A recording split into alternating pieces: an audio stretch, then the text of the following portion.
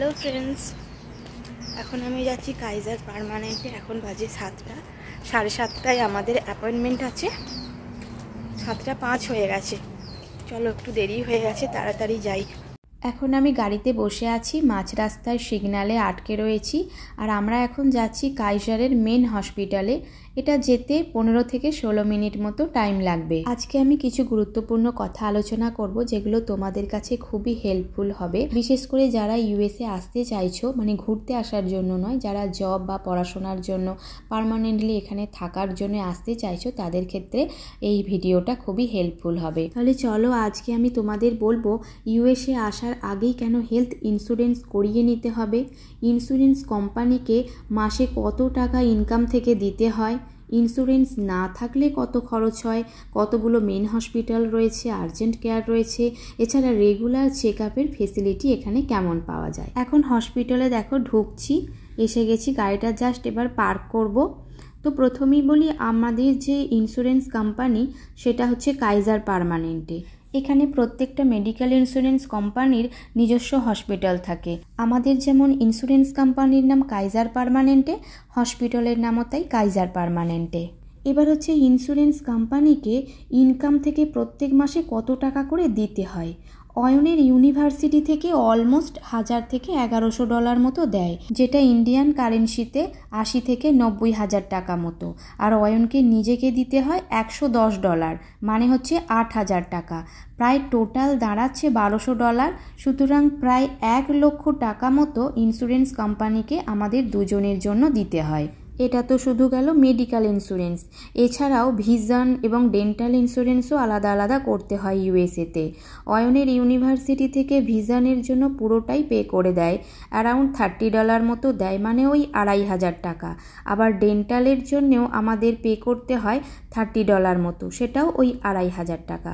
এছাড়াও ডেন্টালের জন্য মারাত্মক খরচ হয়, সে বিষয়ে পরে আলোচনা করব। এবার হচ্ছে ইউএসএ আসার আগে ইন্স্যুরেন্স কেন বাধ্যতামূলক, কারণ এখানে মেডিকেল রিলেটেড কস্ট ইন্ডিয়ার থেকে অনেক বেশি।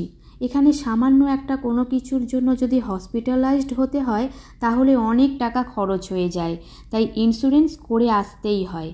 তাছাড়া আমাদের ভিসাকে অ্যাক্টিভ রাখার জন্যেও ইন্স্যুরেন্স ম্যান্ডেটরি, যখন থেকে ইউএসএতে পা ফেলছি তখন থেকে। এখন প্রায় 7:30 মতো বাজে, আর আমার এখনই 7:30তেই অ্যাপয়েন্টমেন্ট রয়েছে, এই আসছি। আর দেখো, লোকজন খুব একটা দেখতেই পাবে না, কারণ এখানে লোকজন এমনিতেই কম, আর সব সময় দেখি এরকম ফাঁকাই। আবার সন্ধে হতে চললো বলে একদমই দেখতে পাওয়া যাচ্ছে না। চলো এবার এটা দিয়ে ঢুকবো। এছাড়াও সামনে একটা মেন গেট রয়েছে, আর এদিকে পার্কিং লটের কাছেই আছে বলে এখানেই ঢুকে পড়লাম। প্রথমে তো চেক ইন করবো, ওখানে বলে দেবে আমাদের কত নাম্বার রুমে যেতে হবে, তো সেই মতো আমরা যাব। তো এই যে লিফটে করে যেতে হবে আমাদের, আমরা যাব 6th ফ্লোরে। এবার বলি, ইন্স্যুরেন্স না থাকলে কত কি খরচা হয়।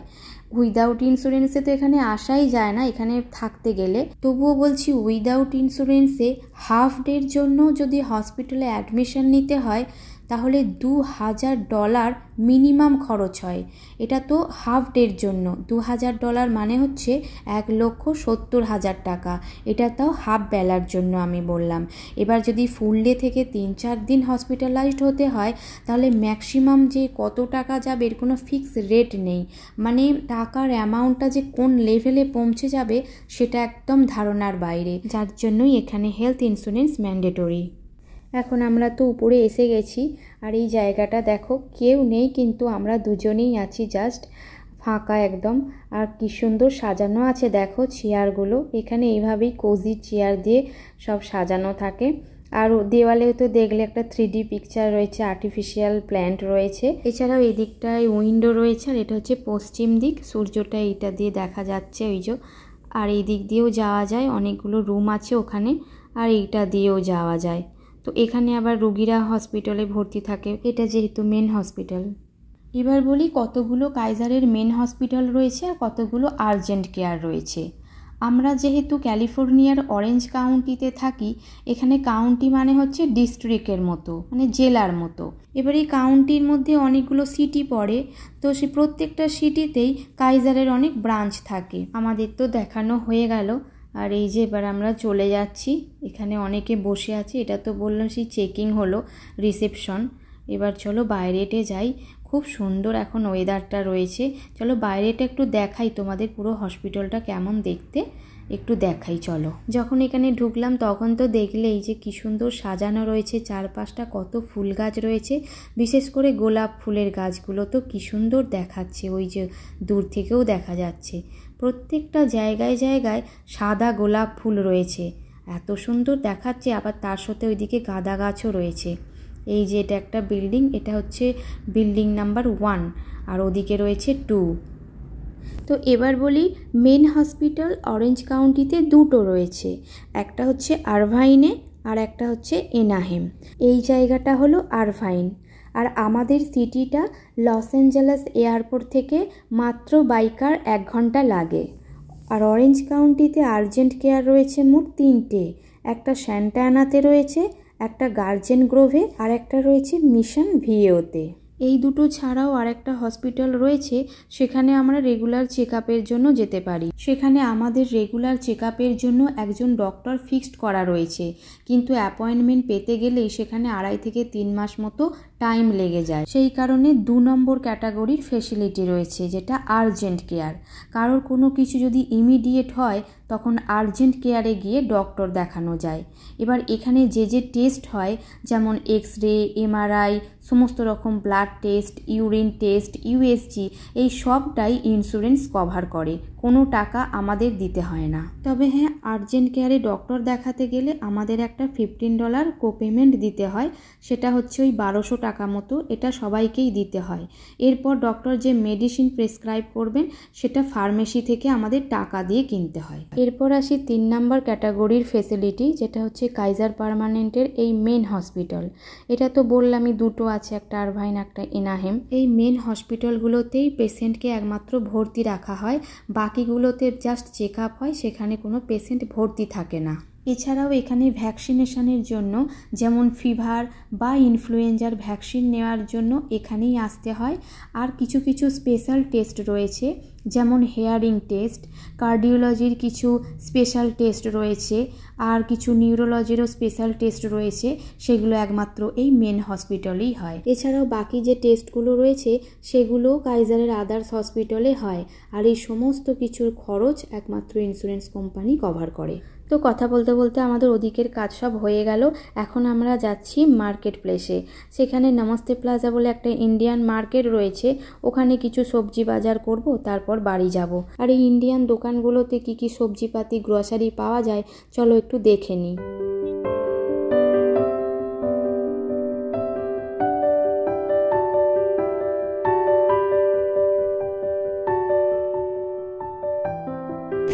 এখন চলে এলাম নমস্তে প্লাজায় কিছু বাজার করব বলে। তো চলো কিছু বাজার, মানে বাড়িতে সব প্রায় শেষের দিকে। ওই যে সামনে দেখতে পাচ্ছ ওটাই হচ্ছে নমস্তে প্লাজা, আর পাশেই রয়েছে একটা টি-মোবাইল। এছাড়াও বরাবর অনেক দোকান রয়েছে, সামনে একটা বড় মল রয়েছে টার্গেট। আর এই যে টি-মোবাইল, এটা হচ্ছে নেল সেলন, এখানে নেল এক্সটেনশন, নেল স্পা, এই সমস্ত কিছু নেলের উপর কাজ হয়। আর এই যে এইটাই হচ্ছে ইন্ডিয়ান মার্কেট, এখান থেকেই আমরা বেশিরভাগ টাইম সবজিপাতি কিনি, কারণ এখানে অনেক রকম সবজি পাওয়া যায়, কাছে এই দোকানটাই ভালো। আর দেখি চলো কি কি সবজি রয়েছে, কারণ সবসময় তো শেষ হয়ে যায়। এখানে চিচিঙ্গা রয়েছে, হুঁপো আমার খেতে ভালোই লাগে, বেশ ভাজা বা পোস্তর সাথে আলু দিয়ে তরকারি। মোচা টোচা নেবো না, ছাড়াতে গিয়ে একবার দেখি ভিতরটা কালো। আর ঝিঙাও অনেকবার নিয়ে গেছিলাম, একবার তিতো হয়ে গেছিলো বলে আর ভালো লাগছে না। তো এখানে কিছু পেয়ারা আছে, ও বাবা পেয়ারাটা একদম নরম হয়ে গেছে, দেখেছো, আর খাওয়া যাবে না, পাকা পেয়ারা। দেখো এখানে ভালো পেঁপে রয়েছে, এখান থেকে একটা ভালো পেঁপে ছোট দেখে, বেশ ভালো দেখে একটা নিয়ে নেব। এই যে এটা নিয়ে নিয়েছি, ঠিকঠাক লাগছে। এখানে দেখো পটল আছে, পটল নেব। আর এখানে এগুলো মনে হয় কুঁদরি, এগুলো কুঁদরি। আর এখান থেকে কতগুলো পটল বেছে বেছে নিয়ে নিচ্ছি। পটলগুলোর তো দেখাই পাওয়া যায় না, কখনো কখনো আসে। আর এখানকার পটলগুলো সবই কিন্তু ছোট ছোট, একদম ছোট ছোট। এখানে দেখাচ্ছে হয়তো বড়, আমাদের ওখানের মতো নয়। আর এখানে দেখো সবসময়ই পান থাকে, পুজোর ক্ষেত্রেও লাগে, আবার অনেকে খায়, সেই জন্য এখানে পান সবসময় আমি দেখতে পাই। কিন্তু আমার তো কোনো কাজে লাগবে না। এখানে দেখো রেড ক্যাবেজ রয়েছে, কখনো নিইনি। আজকে ক্যাবেজ বা কলিফ্লাওয়ার কিছুই নেবো না। এখানে ক্যাপসিকাম আছে, একটা নিয়ে নেব। চলো ওই দিকটাই যাই, কি পাওয়া যায় দেখি। একটাই ক্যাপসিকাম নেবো। বাহ, এখানে আজকে পেয়ে গেছি পুঁই শাক। পুঁই শাক আমার খুব ভালো লাগে, একটু কচু দিয়ে, কুমড়ো দিয়ে, বেশ আলু দিয়ে পুঁই শাক খেতে আমার ভালোই লাগে। এখান থেকে কিছু বেছে বেছে ঢ্যাঁড়স নিয়ে নিচ্ছি। আর ঢ্যাঁড়সগুলো কখনো ভালো থাকে, আবার বেছে বেছে নিতে হয়, না হলে ওই যে টিপলে সেই শক্ত শক্ত ফটফট করে আওয়াজ হয়, সেগুলো তো আর খাওয়া যায় না। আর এই দিকে দেখো এগুলো কি বলো তো, ডিজাইন করা আছে। এইগুলো হচ্ছে সব ডাব। খাওয়ার কত সুবিধা করে দিয়েছে দেখো, পাইপ টাইপ লাগিয়ে। যে প্লাস্টিকটা লাগানো আছে ওটাই আর কি ছাপা নকশা করা। এখানে তো লিচু পাওয়া যাচ্ছে, লিচু আমি নেব না। লিচু নিয়ে গেছিলাম, একদম শুকনো, রস নেই, এবারে আর কিনিনি যদিও।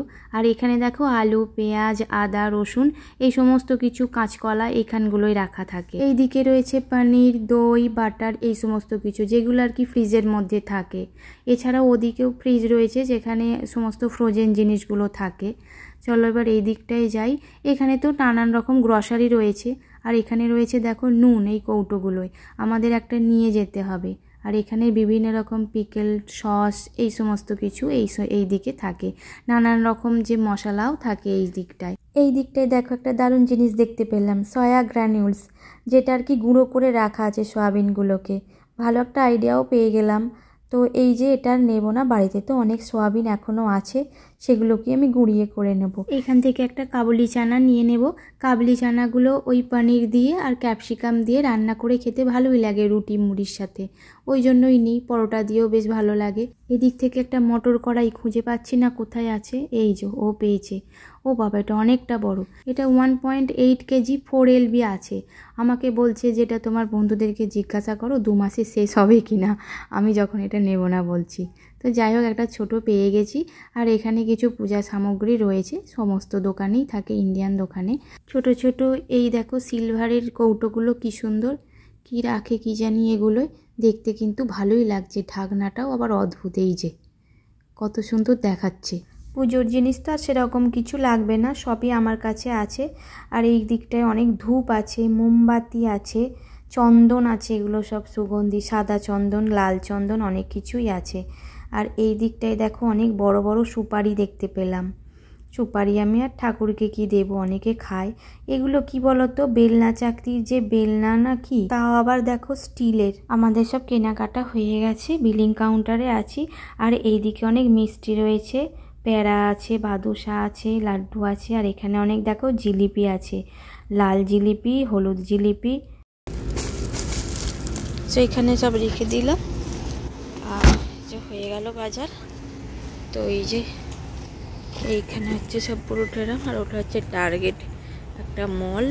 ওদিকে আজকে আর যাবো না, অন্য সময় যাব। আর এখানে অনেকটাই ফাঁকা হয়ে গেছে, 10টা পর্যন্ত এটা খোলা থাকে। তো চলো এবার যাই। তো ফ্রেন্ডস, ভিডিওটা এখানেই শেষ করছি। ভালো লাগলে অবশ্যই লাইক, কমেন্ট এবং শেয়ার করো। ভিডিওটা ভালো লাগলে অবশ্যই চ্যানেলটিকে সাবস্ক্রাইব করে নিও। দেখা হচ্ছে নতুন একটা ব্লগ নিয়ে, ততক্ষণ ভালো থেকো, সুস্থ থেকো, টাটা।